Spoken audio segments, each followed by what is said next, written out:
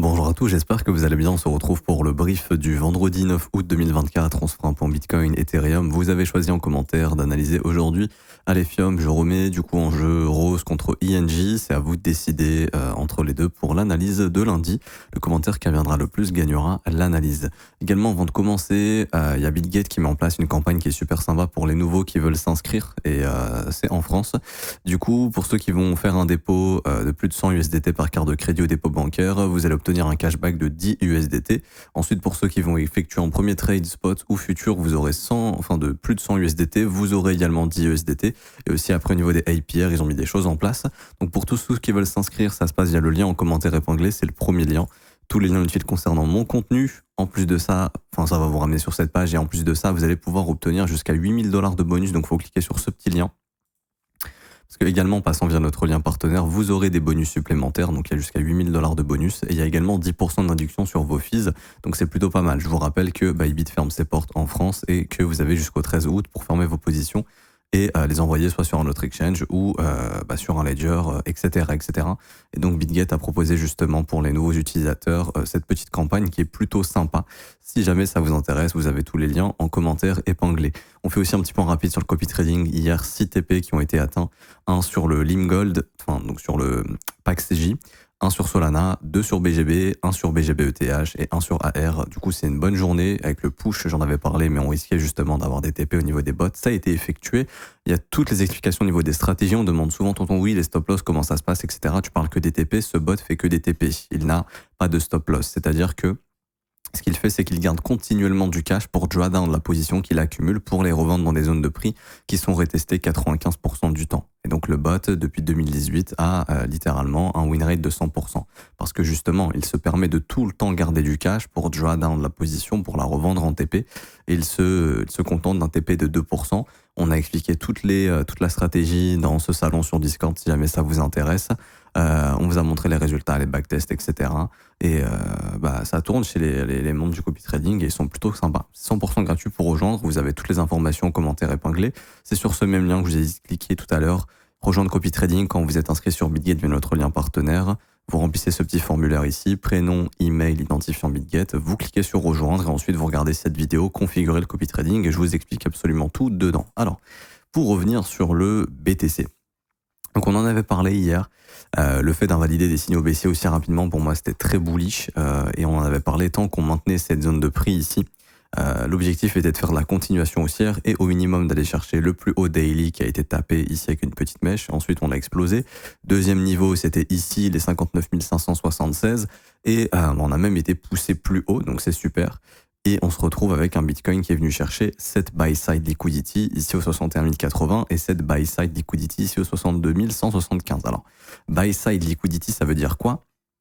Ça veut dire tout simplement, ce sont des zones de buy-stop, ok? Des zones de prix dans lesquelles les stops des shorteurs vont s'exécuter. Alors, encore une fois, il y a une question intéressante qui est revenue en commentaire qui dit « Oui, tonton, mais tu parles de ces zones de prix, mais quelqu'un, par exemple, qui a shorté dans les 64 000, il a probablement pris ses profits. » Oui, mais là, on ne s'intéresse pas à ces gens-là. On s'intéresse aux gens qui sont en train de shorter sur la remontée du prix et qui, justement, regardent à leur gauche comme ça et qui se disent « Ok, où est-ce que je peux mettre mon stop ?» Et en théorie, les gens vont mettre leur stop généralement au-dessus de sommets, en se pensant protégés, alors que c'est l'objectif du prix d'aller chercher ces sommets pour, justement, déclencher ces zones de buy-stop. Il y a également une autre question que j'ai vue en commentaire, qui était tonton, du coup ça sert à quoi de mettre un stop si dans tous les cas le marché va aller le chercher? Alors le marché va pas aller dans tous les cas chercher votre stop, ok? En réalité le marché s'en fout de votre stop. C'est juste que 95% des gens vont trader généralement de la même manière et vont avoir les mêmes points d'invalidation. Et c'est ce qui fait que ça fait des clusters de zones de prix à aller déclencher. Donc justement des buy stop ou des sell stop. Par exemple ici, il y a beaucoup de gens qui ont dû mettre, quand ils ont acheté ici le Bitcoin sur cette descente, ils ont dû mettre leur stop loss juste ici. Et c'est pour ça que le marché a été le tag. Mais c'est pas parce que vous mettez votre stop éventuellement ici que le marché va aller le chercher. Parce qu'il y a plein de gens qui font la même chose que vous. Et c'est pour ça que le marché va chercher ces niveaux de prix-là. Et même psychologiquement, il y en a beaucoup qui vont mettre leur stop sous des creux, sous des mèches, etc. Et c'est pour ça que le marché va souvent aller déclencher ces zones de prix. Ok ? Et donc, comme j'avais expliqué, ça c'est mon avis personnel, c'est que sur cette zone de prix ici, il y a tellement eu de sell stop qui ont été déclenchés, il y a tellement eu une vague de liquidation ici, qu'en face, il y a de la contrepartie de market making qui est venue absorber ici le volume exécuté sur cette bougie. Et ils sont probablement dans l'obligation de redistribuer ce volume. Et pour redistribuer ce volume, il faut le faire plus haut. Et pour le faire, on peut se servir justement de ces zones de buy stop. Et il y en a plein, donc j'en avais parlé, mais il y a cette zone-là qu'on a déjà tapée, il y a cette zone qu'on a déjà tapée, il y a cette zone qu'on a déjà tapée. Prochain objectif, c'est 63 600. Prochain objectif, 65 700. Prochain objectif ici, 66 800. Prochain objectif, 67 500. Ok. Ça veut pas dire qu'on va forcément aller taper toutes ces zones de stop, mais en tout cas, le prix, tant qu'il est haussier, là, par exemple, le prix est toujours haussier. Je vous donnerai les niveaux à surveiller pour aujourd'hui. Mais son prochain objectif, par exemple, là, ça serait les 63 600. Alors, est-ce que ce sera aujourd'hui, ce week-end, lundi, la semaine prochaine? J'en sais strictement rien. Je peux pas contrôler le temps, mais en tout cas, le prix laisse des informations qu'on peut lire. Là, en tout cas, pour l'instant, le prix est en train de me dire, OK, mon prochain arrêt, ça sera les 63 600. Et ensuite, j'ai une très belle zone à déclencher dans les 65 600. En tout cas, je suis assez confiant, entre guillemets, sur le fait que je pense que le Bitcoin reviendra chercher les 65 700 à un moment donné pour y relâcher beaucoup de volume qui aurait été absorbé sur ces lots ici, tout simplement. Ouais, ça on est bon au niveau de maintenant du price action. Alors, maintenant au niveau des niveaux qu'il faut surveiller. Donc hier, je vous avais donné cette zone qui a parfaitement été respectée pour la continuation. Maintenant, je vous donne cette zone de prix ici. Qui va être assez importante pour moi. Il faut absolument maintenir cette zone d'inefficience ici. Donc là, on voit qu'on a déjà fait. Hop, c'est pas anodin, hein, ça c'est encore une fois c'est algorithmé. Ici, on a une petite mèche qui vient dans l'imbalance et là, on a déjà un premier rebond qui opère. Alors, ça ne veut pas nécessairement dire que ça y est, on est reparti to the moon. Bien évidemment, on a quand même eu ici un mouvement qui est assez violent et là, on va créer un point de rejet qu'il faudra casser ici. C'est ce qu'on appelle ici un order block. Donc là, on va avoir un point de rejet très probablement. Ok. En gros, le prix va retravailler cette zone. Ce qu'on veut, c'est que cette zone soit brisée pour que ça devienne un breaker et que ce soit encore un bon signal d'accélération pour aller travailler quoi? Aller travailler cette zone d'inefficience ici aux 63 500, 64 500. Ce serait le prochain objectif avec également cette petite zone de stop qui couvre cette imbalance ici, donc au-dessus des 63 600. Mais voilà, faudra s'affranchir de ça. En tout cas, là, voilà, il y a un petit signal de OK.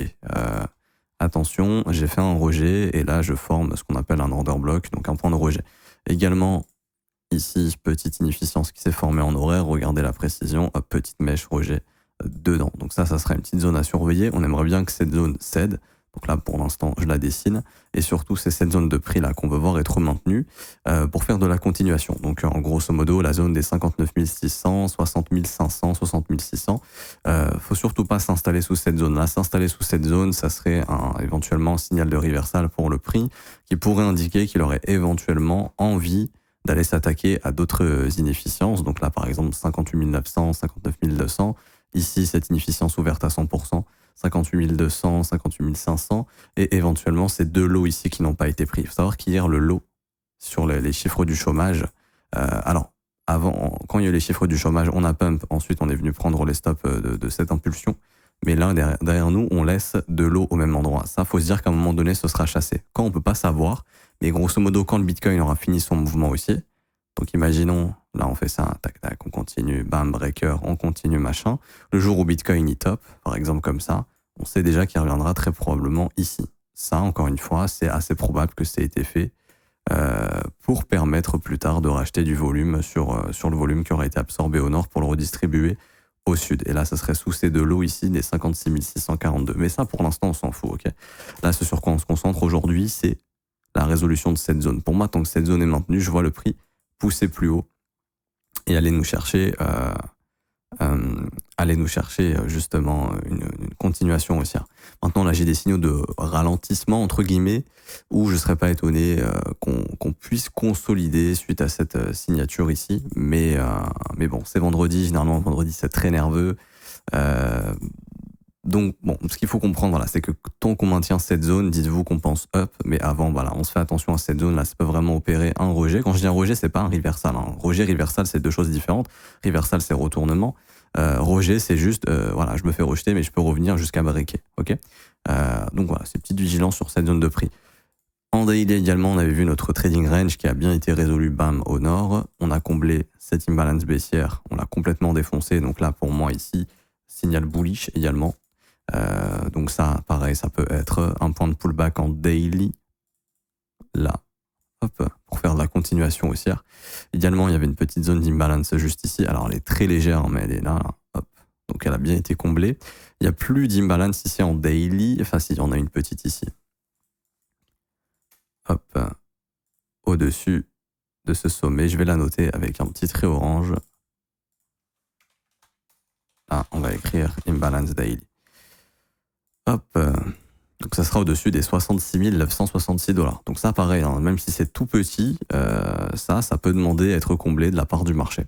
Donc ça sera un très bel objectif pour moi sur ce rebond ici qu'on pourrait aller chercher pour se faire rejeter par cette zone de prix, car là également on a ce qu'on appelle un order block daily, et ça pourrait vraiment être notre point de rejet en fait final sur cette jambe. Alors, est-ce que la jambe, elle va être très impulsive, très haussière en ligne droite? Ça, je sais pas.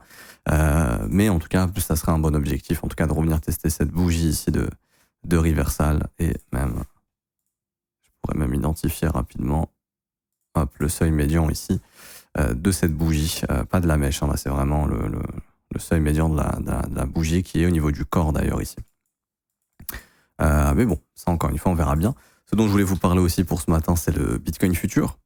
On avait parlé des gaps ici, qui ont bien été comblés sur le futur. Enfin, en tout cas, on est bien revenu proposer de l'action de prix, du prix, parce que là, il faut savoir qu'il n'y a aucun ordre qui ont été exécutés. Le marché ne peut pas laisser ça comme ça, hein, surtout des aussi gros gaps. Donc, ça a été comblé ici, sauf que ce gap n'est pas entièrement comblé, puisqu'on a refait un petit gap juste là. Hop. Donc, il faut se dire qu'il y a de grandes chances que là, le Bitcoin vienne combler le gap, peut-être dans les 60 200 aujourd'hui, quelque chose comme ça sur le CME. Vu que là, on a un premium, on a 61 000, quoique j'ai pas la data en temps réel. J'ai pas la data en temps réel, mais je pense qu'on a un premium actuellement avec le CME, donc ça serait peut-être un peu plus haut sur le pair, genre 60 400, 60 500. Mais en tout cas, voilà, ce gap pourrait être comblé, on pourrait aller reproposer du prix ici, hein, c'est très probable, pour aujourd'hui, et pour essayer d'aller chercher plus haut éventuellement, ou se faire rejeter par l'order block, ça on verra bien. Mais ce que vous devez comprendre, c'est que pour l'instant, ce mouvement aussi ici, là, est toujours bullish. Ça veut dire que ça, c'était une jambe baissière. On a été chercher des points d'intérêt énormes. Cette prise de stop ici, cette prise de stop là, de ce lot de consolidation juste ici, c'est bon, le job au sud, il a été fait. Maintenant, le marché, il est en train de rebalancer ce qu'il n'a pas rebalancé dans le passé. C'est-à-dire, en gros, ce qu'il a laissé derrière lui sur cette jambe baissière. Et là, on s'occupe de cette zone. Et pour l'instant, comme je vous dis aujourd'hui, en horaire, surveillez vraiment bien cette zone. Tant qu'on ne perd pas cette zone d'impulsion ici, l'objectif du prix, ce sera toujours d'aller plus haut et d'essayer de continuer son mouvement haussier. Ok. Ce que je vais surveiller également, j'ai oublié d'en parler, mais c'est cette petite inefficience horaire là qui a été perdue, qui peut faire office de rejet, qu'il a déjà fait d'ailleurs. Donc là, on a un petit cluster de rejet ici qui est en train de se former dans les 61 500, 61 374. Ce serait vraiment bien de repasser ça aujourd'hui assez rapidement. Mais ça peut faire office de rejet également. Mais voilà, vraiment, vous devez surveiller là, cette impulsion horaire, la bougie. Alors moi, je suis en UTC New York, mais si je me mets en UTC de Paris en +2, ça sera la bougie de 23h, de jeudi 23h. Surveillez-la bien, il ne faut vraiment pas perdre cette bougie d'impulsion ici. Sinon, à ce moment-là, là, ça pourrait indiquer des retracements plus profonds avec les objectifs que je vous ai donnés juste tout à l'heure. Concernant ETH. Alors bon, déjà, ETH est plus faible parce qu'il a moins push que Bitcoin. Lui, il a été chercher un objectif également et c'est pas anodin. Il a été chercher ce qu'on appelle le Monday High. Donc, c'est le plus haut de lundi ici. Et on était justement contraint dans ce trading range ici et on y est toujours. On y est toujours, c'est-à-dire que Ethereum n'a pas encore résolu son range à la hausse et lui, en fait, il va là aller bosser les imbalances baissières qu'il a laissées derrière lui. Donc là, vous voyez, hop, on a déjà eu un petit point de rejet dans cette imbalance baissière ici, qui est une bougie vectorielle, bougie à fort volume. Donc ça, il y a de grandes chances de retester ça. On est en train de le faire, donc c'est pas anodin. Également, il y avait une petite inefficience ici qui a été brisée. Donc moi, ce que je vais faire automatiquement, c'est que hop, ça, je vais m'en servir maintenant comme point de rejet. Ici, je ne serais pas du tout étonné, Ethereum, de connaître un fort support dans les 2558, 2610 $ aujourd'hui pour essayer de continuer d'aller retester plus haut et de tester ces swing lows ici qui ont été cassés. Aux alentours des 2800 $, ça me semble être un prochain objectif et d'aller bosser toute cette inefficience daily qui est jusqu'au 2856, et il y a même elle, hein. On a une deuxième ici, en fait il y en a trois là, 3 successives, cette imbalance est comprise entre 3077 dollars et 2700 dollars à peu près. Ça serait des objectifs à atteindre, mais c'est surtout du côté du futur CME que c'est intéressant, où voilà, le gap il est ouvert jusqu'à 3000 balles, et là ce gap n'est toujours pas comblé ici. Donc pour moi c'est clairement un objectif pour Ethereum à aller chercher. Après s'il veut se retourner, bon bah il se retournera, il fera ce qu'il veut, hein.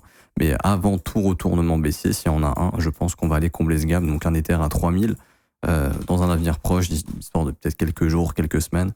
Ça me semble être très probable, et au vu de ce qui est en train de faire le prix, ici là, ne plus respecter les imbalances baissières, même en daily, là, et en horaire, également ici, là, on ne respecte plus les imbalances baissières. Là, il y avait une très grosse imbalance qu'on n'a pas du tout respectée. Ça, c'est plus un price action d'un mouvement baissier, c'est un price action d'un mouvement haussier. Également, des breakers, j'en ai parlé hier, hein. Si on arrivait à repasser ces breakers, c'était positif. Hop, et c'est ce qu'on a fait ici. On a réussi à maintenir cette inefficience, là, cette grosse impulsion. Ça, cette zone, on a réussi à la maintenir et à repartir plus haut. Je peux la supprimer, mais c'était surtout ces niveaux de prix pour moi qu'il fallait réintégrer, j'en avais parlé. Quand des breakers baissiers échouent, c'est bullish. Par exemple, le dernier breaker baissier que j'ai en date sur Bitcoin qui a échoué, c'était un vendredi de mémoire, et on a eu un méga pump. Je montre ça rapidement, mais tac, je me rappelle très bien. Et quand je vois ce genre de signaux, généralement, c'est boule. C'était ici, là. Ouais. Ici. Ce breaker, là, lorsqu'il s'est vraiment formé, alors il s'est formé sur cette jambe baissière, il a été retesté, on l'a explosé. Ensuite, on a eu un gros pump. Donc ça, faut s'y attendre. Quand il y a des breakers qui ne fonctionnent plus, pareil, un breaker haussier qui a réintégré ses bearish et un breaker baissier qui a réintégré ses bullish, donc là c'est haussier. Okay, ces deux breakers ont été réintégrés avec de l'impulsion, c'est bullish, et l'objectif du prix, voilà, c'était ce high daily, et le prochain objectif d'Ethereum, ce sera cette buy side liquidity dans les 2771 dollars. Et un niveau à maintenir pour Ethereum aujourd'hui, ce serait cette jambe d'impulsion là. Hop. Cette jambe d'impulsion dans les 2580, 2613. Tant que cette zone est maintenue, personnellement, là, je vais penser plus haut. Je vais penser 2771 et retravail de toute cette jambe baissière pour faire ce qu'on appelle le rebalancing. Là, il y a plusieurs imbalances successives. Il y en a 1, 2, 3, 4. C'est énorme. Donc ça, c'est impossible que ce soit pas retag. Enfin, c'est impossible. C'est peu probable, parce qu'en plus de ça, c'est vectoriel, il y a beaucoup de volume, ça, on va y revenir. Également ici, ça, on va y revenir. Également ici, ça, on va y revenir. Alors quand, je peux pas vous dire quand, mais il y a de fortes chances qu'on y revienne, ok? Ça, je peux supprimer, c'était le daily range qu'on avait cassé. Ça aussi, il n'y a plus besoin. Ça aussi, ça avait été répété. Et oui, du coup, ça, c'est des objectifs. Ça également, ça deviendra un objectif pour le prix. Donc 2934, ça également 3047, ça correspond au gap CME, et ça pourrait en fait retaguer cette jambe d'inefficience qu'on a laissée ici, 3140, 3057, mais bon, là encore une fois je me projette un peu trop, déjà nos yeux sont rivés sur cette zone ici que je vous ai indiquée, 2580 pour aujourd'hui, 2612, on veut que ça se soit maintenu pour aller chercher 2770 et s'occuper là du rebalancing de cette zone qui s'étend de 2900 dollars jusqu'à à peu près 2774 dollars. En tout cas, ça me semble clairement être les objectifs futurs du prix. Pas plus de choses à dire. Également, on a eu un beau breaker ici qu'on va noter. On veut surtout pas réintégrer ce breaker également. Hop, je vais nettoyer un petit peu mon graphique. Non, je vais le laisser pour expliquer ça aux élèves tout à l'heure, c'est important. Et pour finir, vous avez choisi Alephium. Alors, bon, déjà, on achète toujours quand c'est horizontal, on vend quand c'est vertical. Ok, donc si vous vous êtes intéressé au projet dans la verticalité, c'est pas le bon moment pour acheter. Donc, pour éviter de se faire piéger, vous faites quoi? Vous prenez un Fibonacci sur TradingView, vous prenez le point le plus bas que vous trouvez. Donc là, en l'occurrence, il est ici autour des 50 centimes. Vous prenez le plus haut et vous allez tracer un Fib et vous allez mettre le niveau 0,618, 0,786. C'est ce qu'on appelle la zone de rechargement. C'est ici qu'on retrouve des prix qui sont intéressants. Et là, on voit que comme par magie, hop, on la trace. Ah, bah le marché, là, il retrouve des acheteurs et il rebondit fortement. C'est ici que les pros vont se positionner. Alors bien sûr, on peut aller plus bas, surtout sur les altcoins qui sont très volatiles. et qui retrace généralement, je vous dirais même de 78,6 jusqu'à 88,6. Donc moi je serais pas étonné de le retrouver dans cette zone peut-être les prochaines semaines. Mais en tout cas, ça c'est déjà des zones professionnelles. Ça vous évitera d'acheter à 3,70 $, mais déjà vous pouvez acheter entre 1,40 et 80 centimes, c'est beaucoup mieux. Ce qui est intéressant également, c'est que là on a eu un rebond qui est très fort sur la semaine du 15 juillet, qui va laisser derrière elle une grosse imbalance ici, ok, qui a déjà été comblée et on voit qu'il y a un très gros rejet. Donc là, vraiment, il n'y a pas beaucoup d'altcoins qui font ça. En tout cas, cette alt est beaucoup plus forte que d'autres altcoins. Ça, c'est pas mal. Maintenant, également, ce qu'il faut regarder, c'est la dynamique du prix. Pour l'instant, la dynamique du prix, malheureusement, elle est toujours baissière. Ok, donc c'est bien, il y a des rebonds, on rebosse des zones de prix intéressantes. Là, pareil, il y avait une très grosse imbalance qu'on est revenu chercher et qui était toujours ouverte ici. On voit qu'on l'a comblée sur cette jambe, on en a refait une, on l'a recomblée. Donc là, il y a quand même des signaux. En tout cas, ça se voit que c'est une altcoin, je pense, qui y a acheté. Et il y a peut-être des gros poissons qui sont derrière, qui sont en train de l'accumuler, même au niveau du volume, c'est plutôt pas mal. Maintenant, il faut savoir qu'un bottom, généralement, ça va se poser avec une volatilité qui va se réduire et la volatilité va se réduire. Là, c'est pas encore le cas. On a un marché qui est toujours très nerveux. Très généralement, un bottom, voilà, ça se forme de cette manière, c'est-à-dire un marché qui va chercher à réduire sa volatilité, comme ici, où là, par exemple, on avait un début de contraction du prix qui connaît une résolution haussière. Ça, je vous l'apprends dans la formation gratuite. Ici, hop, des structures de W bottom qui très généralement vous lancent des rallyes haussiers. C'est ce qu'on aimerait revoir de nouveau, c'est-à-dire baisse de la volatilité. Alors ça peut être ici, mais ça peut être plus bas. Et une fois qu'on voit ça, là, il y aura probablement un signal de bottom et un signal de reprise à la hausse, ce qui n'est pas nécessairement encore le cas aujourd'hui. Maintenant, si vous faites du DCA, c'est des zones qui sont quand même intéressantes. Si vous avez des convictions dans le projet, là, c'est vraiment pas mal au niveau des prix. On va regarder en mensuel si on laisse quelque chose derrière nous. Ok. On laisse quand même des inefficiences mensuelles vectorielles. Alors, encore une fois, ça ne veut pas dire que ce sera testé parce qu'il y en a quand même une ici, il y en a une ici. Je vous dis pas que le prix là, va revenir entre 22 centimes et 40 centimes, mais encore une fois, on ne sait pas de quoi il fait l'avenir. C'est-à-dire, se trouve, le marché crypto, il va faire un bull run dans 6 mois, et ça se trouve, dans 6 mois, le truc, il sera à 40 centimes, par exemple. On ne peut pas savoir. Donc, objectif, garder du cash, et ce cash, le préparer pour ces zones de prix. Parce que si on, donc, entre 76 et 90 centimes, et entre 30 et 40. Alors, il y en a qui vont dire, non, mais tonton, c'est impossible d'y aller. Alors, même moi, honnêtement, là, quand je vois le prix, je me dis que c'est compliqué d'y aller. Mais n'oubliez pas qu'on était à 4 centimes en janvier 2023. Donc, il y a un an et demi, on était à 4 centimes. On est monté à 3,90 $. Passer de 4 centimes à 3,90 $ et retracer à 30 centimes, 20 centimes, c'est tout à fait possible. Et c'est dans les cordes du marché crypto. Parce que là, il y a quand même des bougies vectorielles qui sont à fort volume, qui laissent des imbalances derrière elles. C'est très souvent comblé. Par exemple, la dernière en date, c'est elle a été comblée ici. Et elle nous a servi de point d'appui pour faire la continuation haussière. Ok ? Et 90% du temps, elles sont comblées. Alors là, ça pourrait ne pas être le cas, bien évidemment, mais c'est pour ça que je vous dis, vu que vous ne savez pas de quoi sera fait l'avenir, vaut mieux garder du cash et se dire que bon, si jamais là, le prix dans les prochains mois il est amené à venir là, ce serait une très très bonne zone, et plus vous avez du cash, plus vous pouvez acheter moins cher, plus vous pouvez accumuler, et plus vous serez récompensé sur la future phase de hausse s'il y en a une. Ok. Maintenant, encore une fois, là on parle de retracement qui serait trop important à mes yeux, 80%. C'est vraiment que voilà, soit on a une récession, soit les marchés continuent de chuter pendant des mois et des mois. Et ça voudrait dire que voilà, le prochain bull run, c'est pas avant 2025. Et là, ça nous laisserait 6 mois de quoi baisser non-stop pour aller chercher ses objectifs. En tout cas, ce que vous devez surveiller, c'est le maintien de ce niveau-là. Premièrement, il faut absolument qu'on maintienne ce niveau de prix ici. Hop, le niveau des 1,17 $. Il faut maintenir cette zone, parce que si on perd cette zone d'imbalance, ça sera un nouveau plus bas. Et le prochain objectif du prix sera d'aller chercher le prochain lot mensuel, qui couvre de l'imbalance d'ailleurs. Ce sera les 88 centimes. Donc déjà, mettre un buy limit à 87 centimes, c'est très bien si on y vient. Ça sera un bon prix. Ok. Est-ce qu'on ira chercher l'autre zone d'inefficience ici? J'en sais strictement rien. Faut savoir que les altcoins, généralement, elles retracent au niveau des 88,6. Bon, il y a des raisons de se dire qu'un jour le prix peut revenir là. C'est le point de cassure de toute cette hausse, etc. Mais ouais, c'est vrai que ça fait un mouvement très bas, qu'il est un peu plus fort que certaines altes. Donc c'est de se dire que si lui prend moins 80, il y a des altes qui vont manger moins 95, quoi. Je pense pas que ce soit le plus probable, honnêtement. Vu comment il réagit bien ici. Maintenant, voilà, gardez du cash si on y va. Si vous n'en avez pas encore, ces zones de prix sont plutôt pas mal. ici, mais pas pour mettre le paquet maintenant, pour commencer à investir un petit peu. Ok. Doucement mais sûrement, poser quelques petits ordres et ensuite garder des ordres proches du lot, garder des ordres, prochain objectif 86 centimes si jamais on y vient. Et là, vous serez bien content d'avoir gardé du cash. Maintenant, concernant les objectifs haussiers, la chose est toute bête. Bon, déjà, le prix reviendra quoi qu'il arrive, quoi qu'il arrive. Très probablement, travailler cette zone de 50, de 43. Il y a de l'imbalance ici qu'on n'est pas revenu combler, et ça sera un objectif pour le prix, très probablement.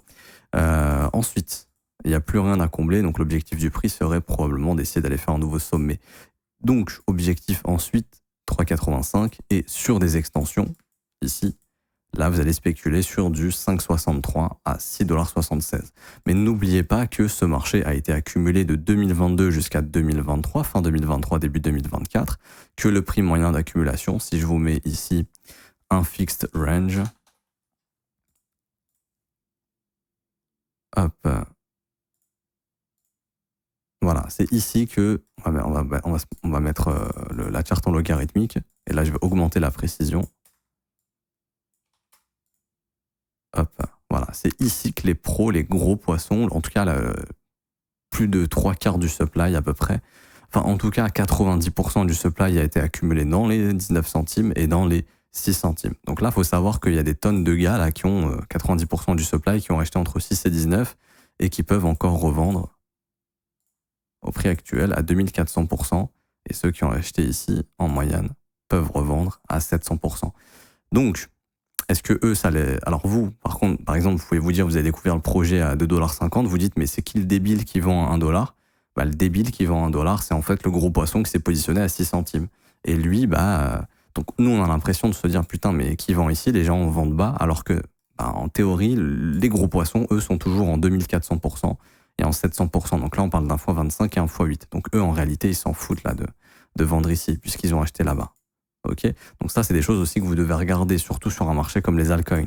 Parce que les altcoins, c'est très spéculatif, et quand tu as des gros poissons qui ont accumulé 80-90% du supply, qui sont en x25 et en moyenne, allez, si on fait une moyenne, je vais prendre la moyenne ici de toute cette phase d'accumulation, je vais la mettre au milieu ici.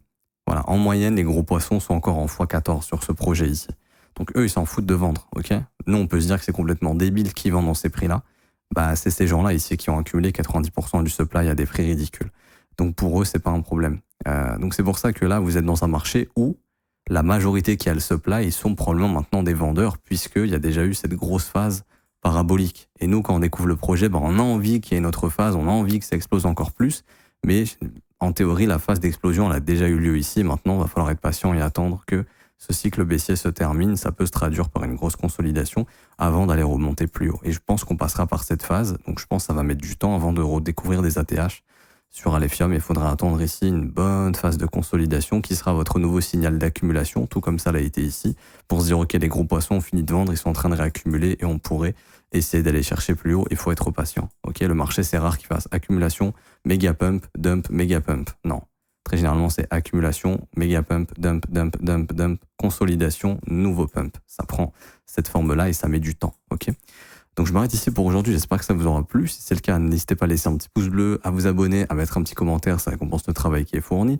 Également, vous avez tous les liens en barre d'infos, premier lien en commentaire épinglé, tous les liens utiles concernant mon contenu. Vous avez la possibilité de rejoindre le copy trading, c'est 100% gratuit. Vous avez la possibilité de rejoindre l'école également, c'est ce petit lien ici, rejoins mon école de trading. Ça commence à partir de 49 € par mois, c'est sans engagement. C'est le meilleur endroit dans lequel vous pouvez vous former, en tout cas à mes yeux, si vous souhaitez. Vous avez les offres 3, 6 et 12 mois également qui sont moins chères, car ce sont des abonnements plus long terme. Pour ceux qui veulent s'engager à long terme, vous payez one shot, c'est moins cher, et vous avez directement votre abonnement de 3, 6 ou 12 mois. Ça, c'est vous qui souhaitez, c'est vous qui décidez. Vous aurez accès au brief privé tous les jours avec les élèves. Vous aurez également accès à la formation de 19 h qui vous sera envoyée par mail. Vous aurez accès à l'espace privé sur le Discord, et vous pourrez poser toutes les questions que vous voulez aux professeurs et aux élèves avancés qui seront là pour vous aider à progresser. Et en plus de ça, dans les briefs quotidiennement, on apprend plein de nouvelles choses qui peuvent vous être utiles. Et le but, ça va être de vous former justement progressivement. Je m'arrête ici. Vous êtes les bienvenus. Vous pouvez nous rejoindre. Je vous rappelle, vous avez jusqu'au 13 août pour fermer vos positions sur Bybit et envoyer tout ça sur un autre exchange. Vous avez BitGet si jamais. Commentaire épinglé ici pour atterrir sur cette page et vous inscrire via notre lien partenaire. Je m'arrête ici. Bonne journée, bon week-end. On se retrouve lundi, sauf si mouvement exceptionnel ce week-end. À lundi, bon week-end à tous. Ciao, ciao.